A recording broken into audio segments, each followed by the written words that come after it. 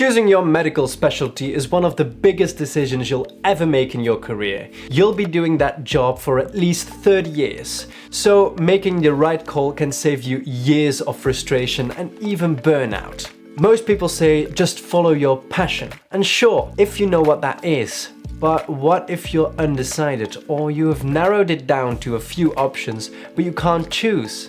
Well, in this video, I'll walk you through a practical and step-by-step system that helps you find a specialty that actually fits you. And stay tuned until the end because I've got some bonus tips that can seriously improve your chances of choosing the right specialty. Let's get into it. Oh yeah, and in the description there is a list of all the medical specialties that exist. And as we go through the system, you have to place pluses or minuses in front of every specialty or leave it blank if it doesn't apply to it. And in the end, you will have an overview of all the specialties that align most with you. Okay, this video will be split into sections, and this is section 1. Know yourself. This topic is split into 4. Know your interests. This is the first and, in my opinion, one of the most important questions. What are you genuinely interested in, and what excites you? I guess that you probably don't have the specialty of your dreams in mind already because you are watching this video. But maybe you've already have some preferences, so place a plus after those specialties on your list. But don't worry if you don't, because your interests don't need to be as specific as you think. Just start broad and make your way through narrowing it down. Let me show you an example. Do you love research? Well, great. Then you should think about specialties with a strong research arm, like oncology, neurology, or infectious diseases, or even academic internal medicine. Oh yeah, and don't forget to split between basic research and clinical research, because they are two very different things. Okay, maybe you love to teach, then you should consider academic medicine or research as well. You could also be more business-minded. Then you should think about private practice-friendly fields like these. These will give you more of an entrepreneurial freedom. If you like research, you can place a plus in front of those specialties. And do the same for business-minded fields or teaching fields. Okay, next. Know your strengths. Are you analytical, hands-on, or a great communicator? These are all tools that can help you in your choice. Most often your interests will lie close to your strengths because in general people like doing what they're good at. So that's the next question. What do you naturally excel at in clinical setting? If you're great at communication, you should think about these specialties. If you love working with your hands, maybe surgery or these specialties are more something for you. Or if you're detail-oriented and logical, then these specialties might be more for you. Okay, these are just a few examples. Take a minute to think through your strengths and write them down. And they don't always have to be clinical skills. It's easier to write down all your skills, even those who don't really seem relevant at first, and then delete the ones you don't need afterwards. Now that you have that list, think about the specialties that could benefit from your skill set. And if you have no clue, you could just ask ChatGPT, it's there to help. Now just put a plus in front of every specialty that could benefit from your skills. And note that specialties could benefit from more than one skill of yours, so just add a plus for every skill. Next, know your limitations. And this part is crucial. Be honest with yourself.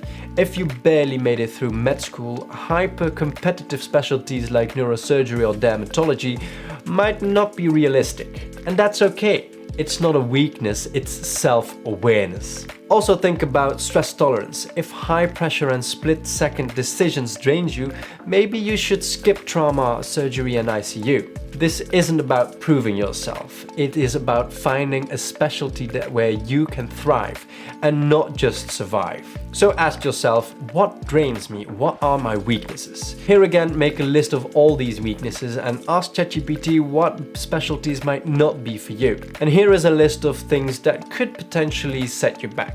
Not being stress resistant, if you are clumsy, if you are in need of a lot of sleep, if you have it difficult with uncertainty, if you're impatient, if you're not a great communicator, discomfort with death, perfectionist or dislike repetitiveness, or easily distracted.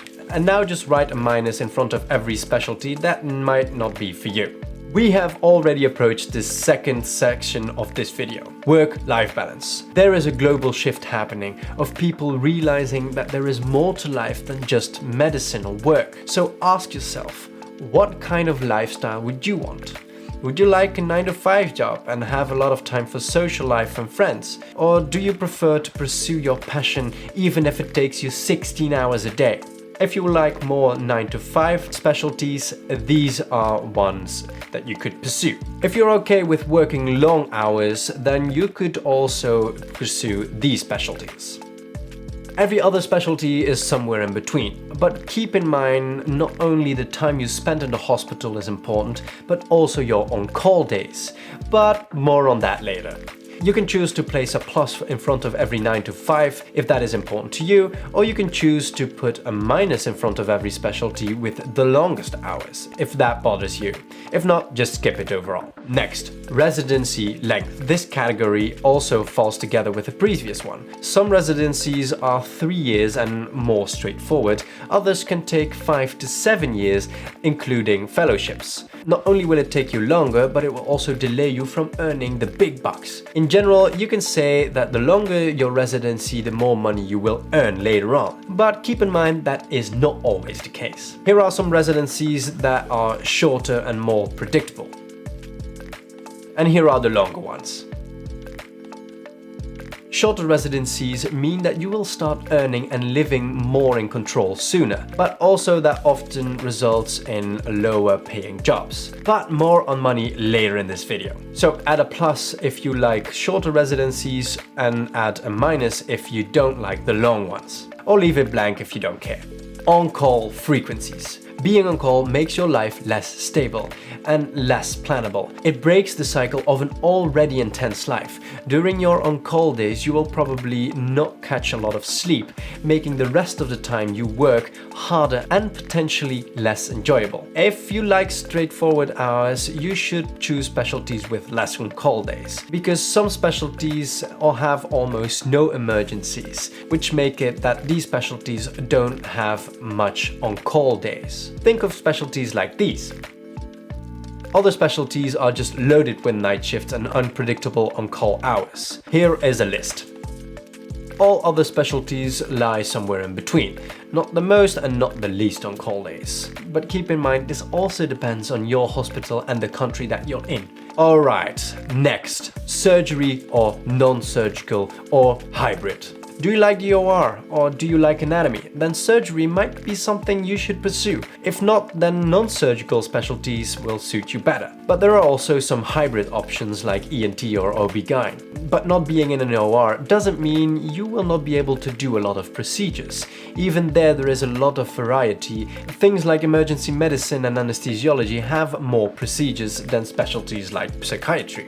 Now, choose if you like the OR, you can give all surgical specialties a plus, and if not, give them a minus. The same goes for non-surgical specialties. And now, what we've all been waiting for, the money.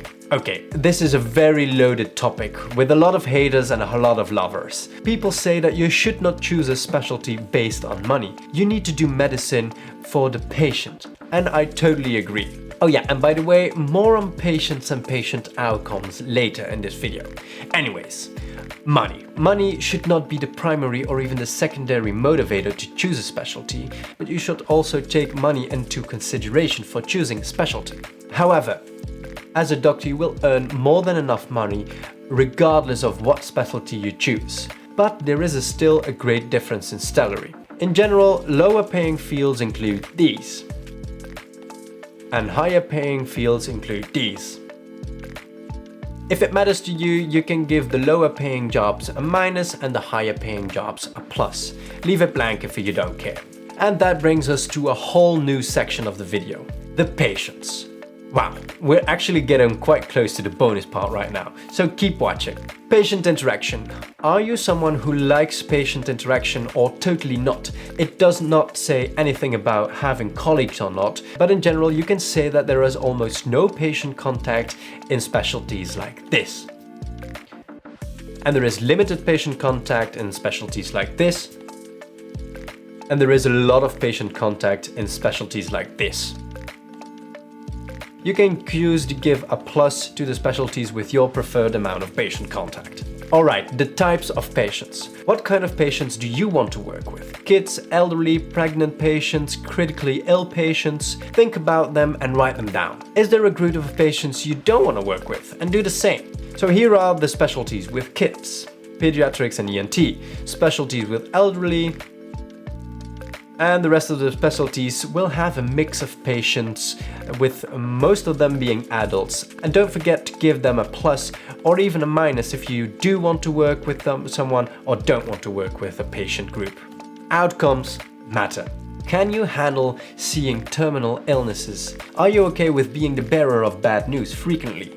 If not, maybe you should stay away from these specialties and give them a minus. Now, before we start deleting specialties that you do or do not want to pursue, let's first get to the long-awaited bonus tips. But first, if you're enjoying this video so far, please subscribe so you can see more of my videos. It really helps me out. And now for the bonus tips that will help you choose your specialty. 1. Love the whole specialty, and not just one disease. A lot of med students have a specific disease that they find extremely excited, but don't pick neurology because you find ALS fascinating. It is like 1% of the whole job. You will be very disappointed if you choose your specialty based on that one disease, and the rest of the job doesn't interest you the slightest. Second, use your rotations. You won't really know what a specialty feels like if you haven't tried it. Even if it's just a few weeks, pay attention to how you feel during that period. Sometimes we think we like something and then we try it and we don't. Also pay attention to the workload, as you might think you will be able to handle night shifts, but maybe you cannot. Try to get to know yourself during your rotations and not only the specialty. 3. Don't be fooled by one attending. Rotations can be totally ruined by one boring doctor, and this really impacts your perception of that specialty, but it could be quite false. Try to ask yourself, what is the average person in this specialty? Can you see yourself working among them? Alright, now that you have the list of your plus and minuses in front of every specialty, you can start deleting the ones you don't want to pursue. And hopefully you will now have a list of max of 5 specialties. Now, you could start redoing the whole framework, but wait. Before you do that, start weighing every topic. Is starting a business very important to you? Then make this a high priority. Is not working with kids or elderly a must? Then give that priority. Maybe that way you will already delete most of the specialties that are still on your list. And now it is time to look at the rest of the specialties individually. Make a list of pros and cons in front of every specialty and ask a friend to do the same. And also ask ChatGPT to do that, because that way you will not be limited by your own narrow vision about the specialty. Now compare the different specialties and the pros and the cons, and you will hopefully be left with your specialty that you should pursue. And if not, you should also try to weigh the pros and cons on importance. Let me know in the comments what specialty you got. Now that you have your specialty, find out whether an iPad during your rotations could give you an edge over other students.